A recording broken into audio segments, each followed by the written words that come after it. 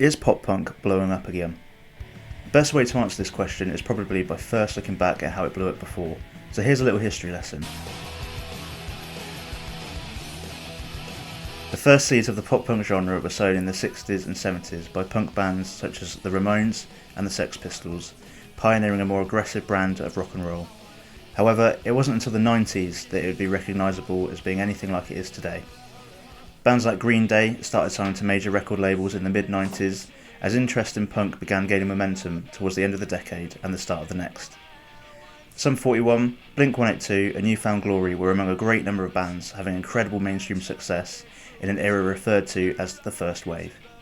Pop punk reigned supreme for just a few years until it began to lose momentum in the mid-2000s. The lines that define genre had become blurred, with so many subgenres like emo and easycore starting to break away from the rules set by pop punk. Another wave of bands emerged between around 2009 and 2015, which made pop punk big again. It was inevitable really that kids growing up listening to Green Day and Blink would now want to form bands of their own. The Wonder Years, The Story So Far and Neck Deep ended up being the real leaders of this short comeback, championing a much more hardcore influenced sound, with energetic live shows being a massive draw for fans. Despite having a DIY feel and never reaching the mainstream heights like before, this wave made pop punk top of the alternative scene for a good few years until artists started experimenting more with their sound and once more distorting the lines and expectations of what pop punk is meant to sound like.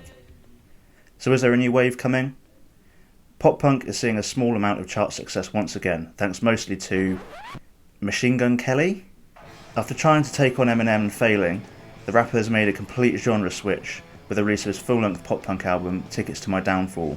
And you know what? It's actually pretty good. It shares a similar sound to the heyday of the 2000s, and there's probably a good reason for that, as it was heavily influenced by Blink-182 drummer Travis Barker. Travis has been a busy boy, working with a number of punk and rap crossover artists, including Nothing Nowhere, Kenny Hoopla and Willow Smith. All these artists starting pop-punk projects is bound to bring more fans to the scene. We've even seen the likes of Doja Cat and Miley Cyrus adopting rock star personas for some of their live performances. Some old school bands are reaching new, young fans via the nostalgia trip that is TikTok. The audio-centred app has seen songs from All Time Low, My Chemical Romance, Taking Back Sunday and many others go viral. But will this start a new wave? If you ask me, probably not.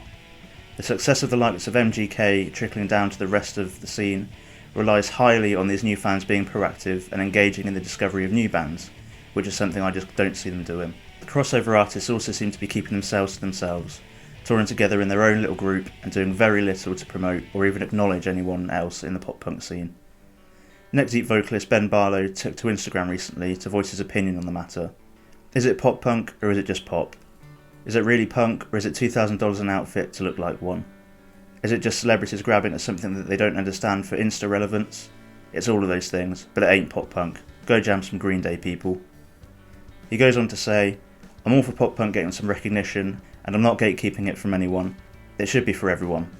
But when you don't give back to the genre, don't put on smaller bands, and you just use it to appeal to the clueless celebrity circles and top 40 normies with no respect for the world it comes from, it belittles the work and experience of some of the bands who have kept the genre alive.